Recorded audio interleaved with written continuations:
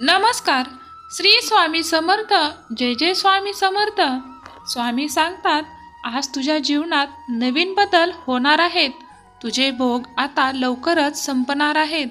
तुझे जीवन पुढील स्तरावर जाणार आहे. तुझ्या जीवनात मी आज नवीन संधी निर्माण करत आहे.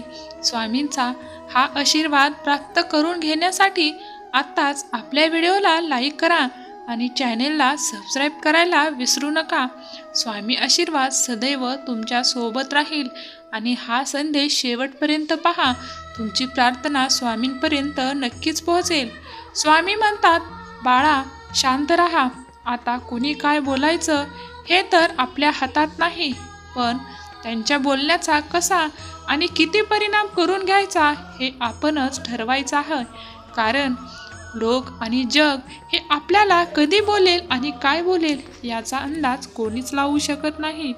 उद्याचा दिवस पाहण्यासाठी आपण सर्वजण आज छान झोपतो, पण कुणीच हा विचार करत नाही की आपल्यामुळे ज्यांचे मन दुखावले गेले आहे तो झोपला आहे का नाही, त्याचे मन किती दुखावले आहे, त्याच्या मनामध्ये किती वाईट विचार येत आहेत. मग आपण त्याची माफी मागायला हवी का नाही याचा विचार करणे आपण विसरून जातो. बाळा लक्षात घे, असे हृदय तयार करा की त्याला कधीच तडा जाणार नाही आणि असे हास्य तयार करा की ज्याने एखाद्याच्या हृदयाला त्रास होणार नाही. जीवनामध्ये मन हे असे जपा की एकदा जर मन तुटले तर ते जोडणे तुमच्यासाठी खूप कठीण होऊन जाते. कारण मन हे इतकी जखमी होतं की त्यावरती तुम्ही कुठलेही औषध लावलात तरी त्याचा काहीच उपयोग त्याच्यावर होत नाही. चुकून जरी दिवसभरातून तोंडातून तुम्ही स्वामी समर्थ महाराज या मंत्राचा जप करत असाल तर तुमच्यासाठी तो दिवस खूप पुण्याचा दिवस घडत येतो. तुमच्या जीवनामध्ये तुमच्याकडून जे नकळत पाप घडून आलीत त्याचा नाश तो दिवस करून जातो. तुमचाही स्वामी शक्तीवर विश्वास असेल, स्वामी नामस्मरणात तुम्हाला शक्ती पाहायची असेल तर स्वामी आई तू माझ्या जीवनामध्ये चमत्कार कर, मी ती स्वीकारण्यासाठी तयार आहे अशी कमेंट करा. स्वामी आई तुमच्या जीवनात एकदा का आगमन केले आणि स्वामी आईंचा आशीर्वाद तुम्हाला मिळाला तर तुमच्यासाठी जीवनात काहीच कमी नाही आणि तुम्हाला कुणापुढेच हात पसरण्याची गरज स्वामी पडू देणार नाहीत. तुम्ही इतका विश्वास स्वामीवरती ठेवा आणि स्वामींच्या नामस्मरणात गुंतून थोडासा तरी वेळ काढण्याचा प्रयत्न करा. जीवन हे एकदाच दिलं आहे आणि ते कशासाठी दिलं आहे ते तुम्ही ओळखून घ्या आणि त्याचा उपयोग करून घ्या. जीवनामध्ये स्वामींची भक्ती करा, मग वेळ काय नशीब हे तुमचे बदलायला वेळ लागणार नाही. जे घडतं ते आपल्या चांगल्यासाठीच घडत असतं. फक्त फरक एवढा असतो ते कधी आपल्या चांगल्यासाठी असतं तर कधी दुसऱ्याच्या चांगल्यासाठी असतं. परंतु दुसऱ्याच्या चांगल्याचा विचार करणाऱ्यासाठी स्वामी नक्कीच त्यांच्या चांगल्या योजना पाठवत असतात.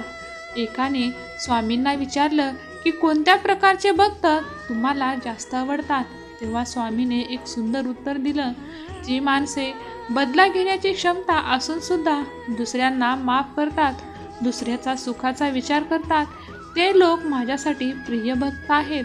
त्यामुळे तुम्हीही तुमच्या मनामध्ये क्षमाभाव नक्कीच बाळगा. स्वामी म्हणतात, मी व्यक्तीचा चेहरा नाही तर त्यांचे संघर्ष पाहतो. तो जितका मोठा संघर्ष करत असतात त्यांचा विजय मी तितकाच शानदार करत असतो. संकट असा जादूगार आहे जो एका क्षणात आपलं कोण आणि परक कोण हे दाखवून देतं. संकटांना कधीही घाबरू नका.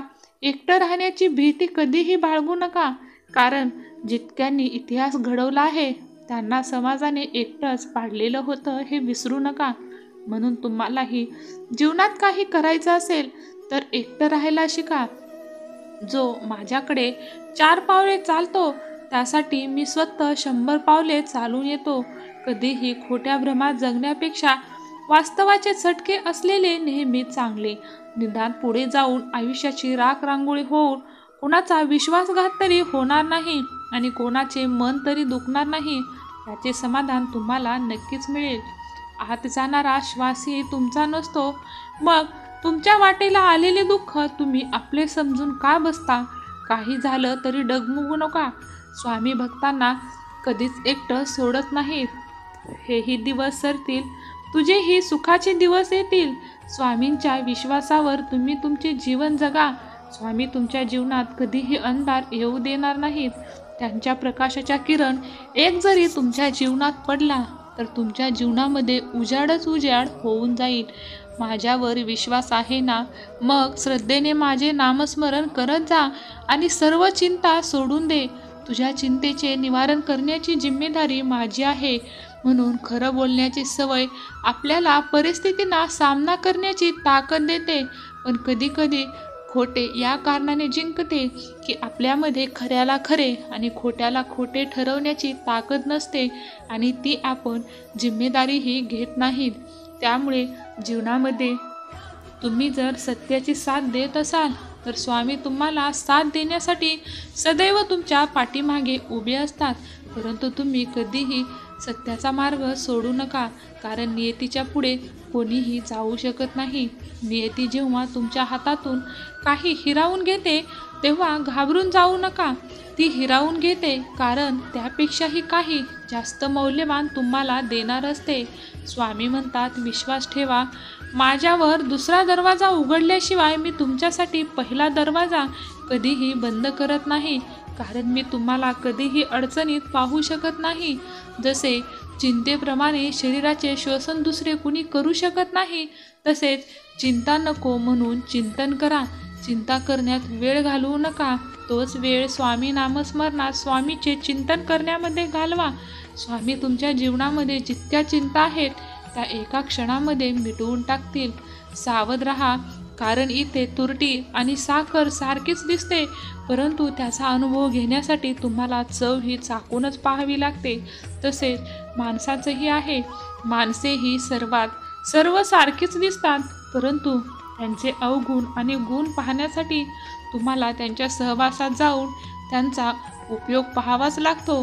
तेव्हा तुम्हाला समजेल की आपलं कोण आहे आणि परक कोण आहे. परंतु कधीही कोणावरती इतकाही विश्वास ठेवू नका की त्या विश्वासघातात तुमचा झालेला अपघात आणि तुमचा झालेला विश्वासघात याचा त्रास तुम्हाला इतका होईल की तुमचे जीवन जगण्यासाठी तुम्ही परत उभे राहणे खूप अवघड होऊन जाईल. विश्वास इतकाच ठेवा की तो तुमच्या उपयोगाचा असेल. विश्वासामध्ये आणि आपमतलबामध्ये राहून कधीही कोणाचा जीवनाशी खेळू नका, कारण जीवन हे एका धारेवर चालते. तिथे प्रत्येकजण यश आणि अपयश, सुख अपयश या गोष्टीच्या मागे धावतं. त्यामुळे तुम्हीही त्या गोष्टीपासून दूर राहा आणि जीवनाचे सत्य जाणून स्वामी मार्गात नक्कीच या. स्वामी तुम्हाला योग्य मार्ग दाखवून तुमच्या जीवनाचे कल्याणच करतील. हा विश्वास आहे. अनुभव घेऊन पहा. धन्यवाद. श्री स्वामी समर्थ. जय जय स्वामी समर्थ.